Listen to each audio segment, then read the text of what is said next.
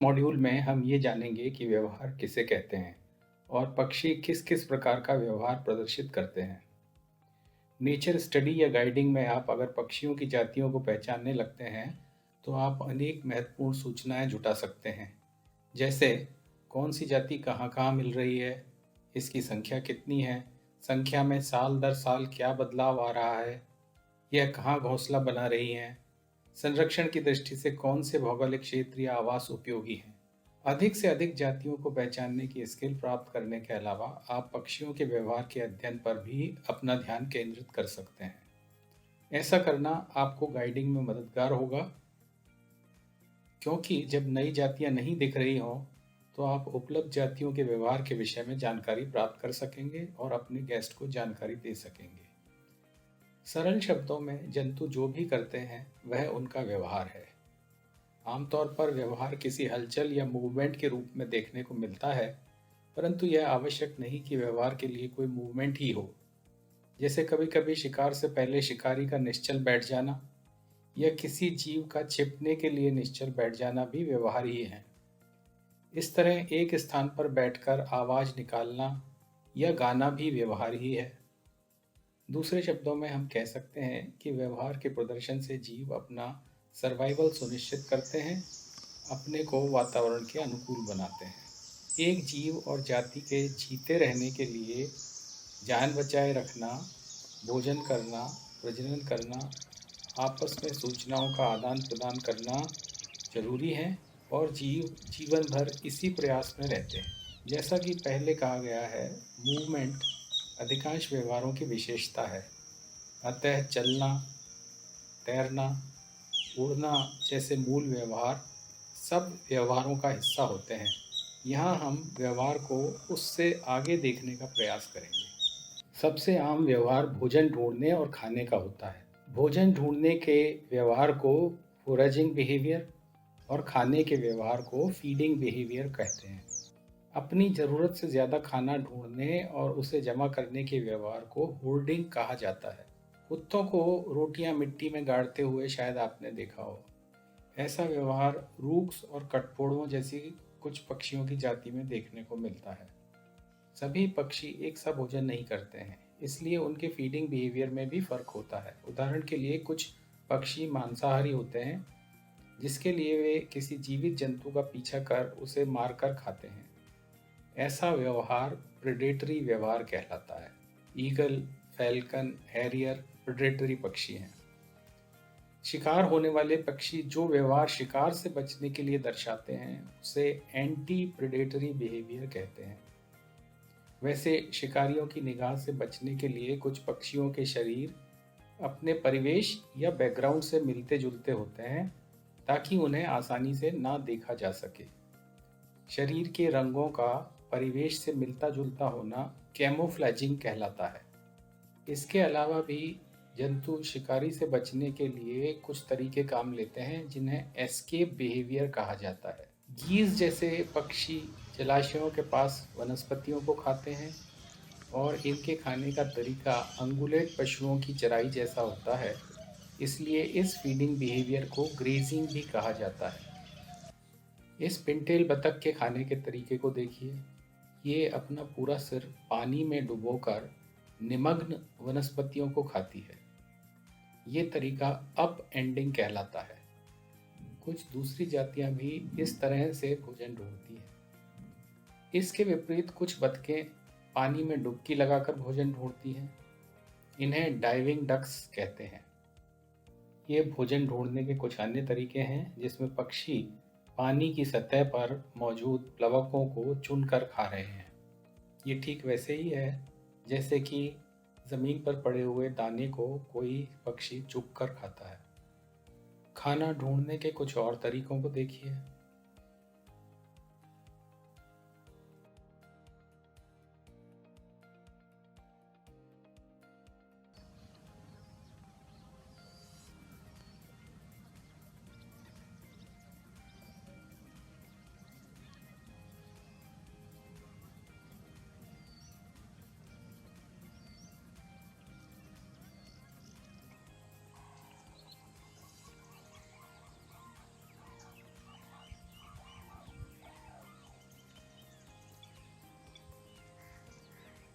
ये लंबी गर्दन और मुड़े हुए चोंच वाले पक्षी फ्लेमिंगो कहलाते हैं। इनके खाने का तरीका निराला है। ये अपनी चोंच को पानी की सतह में डुबोकर इसमें मौजूद छन्नी जैसी संरचना से पानी में मिलने वाले छोटे छोटे प्लैंक्टन्स को छानकर खाते हैं। ये तरीका फिल्टर फीडिंग है।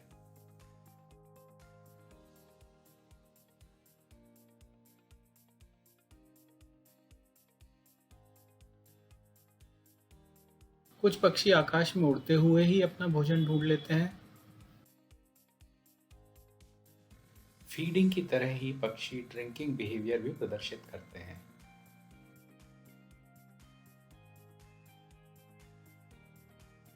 पक्षी अपनी त्वचा और पंखों की साज संभाल का व्यवहार भी प्रदर्शित करते हैं। अपने पंखों या प्लूमेज की देखभाल करना प्रीनिंग कहलाता है। इस तरह जब स्तनी जीव त्वचा या फर या पेलेज की देखभाल करते हैं तो उसे ग्रूमिंग बिहेवियर कहा जाता है। और एक जीव का दूसरे की ग्रूमिंग करना एलो ग्रूमिंग कहलाता है, जैसा कि बंदरों में आमतौर पर देखने को मिलता है। पक्षियों में इसी तरह अन्य पक्षी का अपने सजाती के पंखों की देखभाल करना एलो ब्रेनिंग कहलाता है, परंतु यह व्यवहार बंदरों की तुलना में कम ही देखने को मिलता है। ज़्यादातर पक्षी अपने पंखों की स्वयं ही देखभाल करते हैं। इसके अतिरिक्त पक्षी जल स्नान या मिट्टी में स्नान करने का व्यवहार भी प्रदर्शित करते हैं।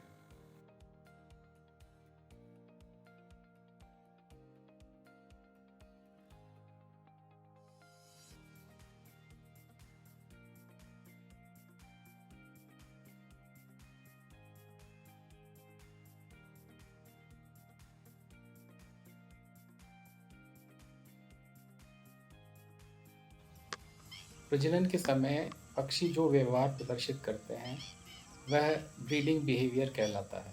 इसके अंतर्गत भी कई तरह के व्यवहार होते हैं, जैसे अपनी एक ब्रीडिंग टेरिटरी बनाना तथा उसमें किसी अन्य सजातीय प्रतिद्वंद्वी को प्रवेश न करने देना। इसे टेरिटोरियल बिहेवियर कहते हैं। टेरिटरी बनाने वाले पक्षी अपनी टेरिटरी में घुस आए प्रतिद्वंदी नरों को खदेड़ देते हैं। प्रजनन के लिए अक्सर नर गीत गाकर या किसी प्रकार का नृत्य या अन्य प्रदर्शन कर मादाओं को जोड़ा बांधने के लिए आमंत्रित करते हैं। मोर का नृत्य इसी तरह का व्यवहार है। इस तरह के व्यवहार को कोर्टशिप या डिस्प्ले बिहेवियर कहते हैं। प्रजनन ऋतु में कई पक्षियों में अलग रंग के पंख विकसित होते हैं, जिससे इनका रंग रूप बदल जाता है। इनके इस बदले स्वरूप को ब्रीडिंग प्लूमेज कहा जाता है। याद रखें कि पक्षियों के पंखों के आवरण को प्लूमेज कहा जाता है और स्तनियों के बालों के आवरण को पिलेज कहा जाता है। आप देख सकते हैं कि पूरे सफ़ेद दिखने वाले कैटल ईग्रेट के रंग प्रजनन के मौसम में कैसे हो जाते हैं। और इस ईग्रेट को देखिए, ये किस तरह से नृत्य करता है।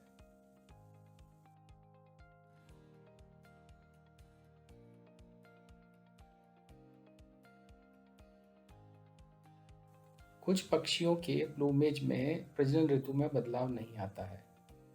इनमें से कुछ पक्षी अपने शरीर के पंखों को फैलाकर या पूंछ को उठाकर या किसी अन्य तरीके से डिस्प्ले करते हैं।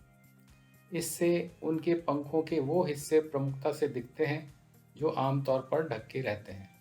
जैसा कि आप इस पाइड बुशचैट में देख पा रहे होंगे, जो डिस्प्ले के दौरान अपने आम तौर पर ढके रहने वाले सफ़ेद पंखों को फैलाकर दिखाता है। प्रजनन की तैयारी में बहुत से पक्षी घोंसला बनाते हैं।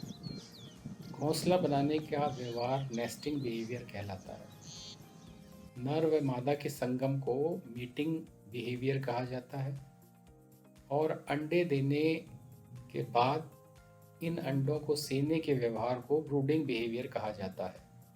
अंडों से चूजे निकल आने के बाद इन्हें खिलाना, घोंसले की सफाई करना और रक्षा करना पेरेंटल केयर कहलाता है। चूजे खुद खाना मांगने के लिए जो व्यवहार प्रदर्शित करते हों उसे केयर सीकिंग बिहेवियर कहा जाता है, यानी रख रखाव मांगने का व्यवहार। पक्षी अपने घोंसलों, अंडों या चूजों की रक्षा के लिए इनके आसपास आए शिकारियों का ध्यान दूसरी ओर खींचने के लिए अगर कोई व्यवहार करें तो इस व्यवहार को डिस्ट्रैक्शन बिहेवियर कहा जाता है। जैसे घोंसलों के नज़दीक पहुंचे शिकारी का ध्यान भटकाने को वे ऐसा प्रदर्शन करते हैं जैसे कि उनका एक पंख टूटा हो और उड़ने में परेशानी हो। ऐसा करते हुए वे घोंसले से दूर चलते जाते हैं और शिकारी के पास आ जाने पर उड़ जाते हैं। इस बीच घोंसले से दूर हो जाने के कारण शिकारी की घोंसले पर नजर पड़ने की संभावना कम हो जाती है। कोयल और काऊ बर्ड्स के परिवार के पक्षी एक ऐसा व्यवहार प्रदर्शित करते हैं जो जंतु जगत में एकदम विलक्षण है। ये पक्षी अपना खुद का घोंसला नहीं बनाते हैं बल्कि किसी अन्य जाति, जिसे होस्ट स्पीशीज कहा जाता है, के घोंसले में ही चोरी छिपे अपना अंडा दे आते हैं। यह व्यवहार नेस्ट पैरासिटिज्म या ब्रूड पैरासिटिज्म कहलाता है। भारत में मिलने वाली कॉमन हॉक कुक्कू जंगल बैबलर के घोंसले में अपने अंडे देती है। इसी तरह मॉनसून से पहले माइग्रेट कर भारत आई वाइट क्रेस्टेड कुक्कू का होस्ट भी जंगल बैबलर ही है। इस तरह ये अपना घोंसला नहीं बनाते और पेरेंटल केयर भी प्रदर्शित नहीं करते हैं, और इनके बच्चों का लालन पालन करने का कार्य इनकी होस्ट स्पीशीज के पक्षी करते हैं। ये एक तरह का स्वार्थपूर्ण या सेल्फिश व्यवहार है। इसी प्रकार का एक अन्य व्यवहार भी जीवों में देखने को मिलता है। बहुत बार पक्षी किसी अन्य के जमा किए खाने या घोंसला बनाने की सामग्री को जबरन छीन या लूट लेते हैं। इस तरह के व्यवहार को रॉबिंग बिहेवियर कहा जाता है। कुछ पक्षी अपने क्षेत्र में घुस आए किसी ताकतवर शिकारी पक्षी का पीछा कर उसे भगाने का प्रयास करते हैं। इसके लिए वे एक से अधिक संख्या में इकट्ठा होकर शोर मचाने या हमला करने का काम कर सकते हैं। ऐसा व्यवहार किसी शिकारी पक्षी को देखकर भी प्रदर्शित किया जा सकता है या किसी सर्प, बंदर, बिल्ली या अन्य शिकारी जीव को देखकर भी प्रदर्शित किया जा सकता है। यहाँ आप जंगल क्रो द्वारा एक रीसस बंदर को मॉप करता हुआ देख सकते हैं।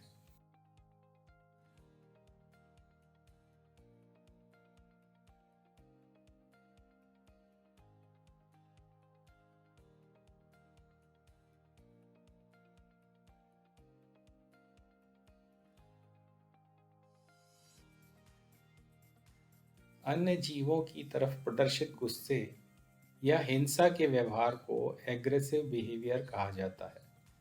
यह तो आप जानते हैं कि पक्षी भोजन ढूंढने के लिए लंबी दूरी तय करते हैं और फिर अपने ठिकानों या घोंसलों में वापस लौट आते हैं। अपने घर तक लौट आने के व्यवहार को होमिंग कहा जाता है। इसी व्यवहार का लाभ उठाकर पुरातन काल में कबूतरों का उपयोग पत्रवाहक के रूप में किया जाता था। उड़ते रहने के लिए गुरुत्व बल के मुकाबले अपने शरीर को सही स्थिति में बनाए रखना भी जरूरी होता है, और ऐसा करना ओरिएंटेशन बिहेवियर कहलाता है। इनके अलावा माइग्रेशन या प्रवसन पक्षियों में देखा जाने वाला एक बहुचर्चित व्यवहार है, जिसमें पक्षी हर साल किसी एक स्थान से दूसरे स्थान की यात्रा करते हैं। इसके लिए किसी स्थान तक पहुंचने के लिए किन्हीं भूस्थलीय या खगोलीय संकेतों को समझकर अपना मार्ग ढूंढ सकने के व्यवहार को नेविगेशन कहा जाता है। पक्षी क्यों प्रवसन करते हैं, कितनी दूरी तक उड़ लेते हैं, उड़ान दिन में भरते हैं या रात में, प्रवसन की प्रेरणा इन्हें कैसे मिलती है, इसके लिए क्या तैयारी करनी होती है, और हमारे देश में प्रवासी पक्षी दुनिया के किन किन भागों या देशों से आते हैं, ऐसे प्रश्न माइग्रेशन से जुड़े हुए प्रश्न हैं। एक अलग मॉड्यूल में हम माइग्रेशन की जानकारी भी प्राप्त करेंगे। आशा है आप इस मॉड्यूल को देखने के बाद पक्षियों के व्यवहार को ध्यान से देखेंगे और इन व्यवहारों की पक्षी के जीवन में और उद्विकास के लिए उपयोगिता को समझ पाएंगे। Thank you.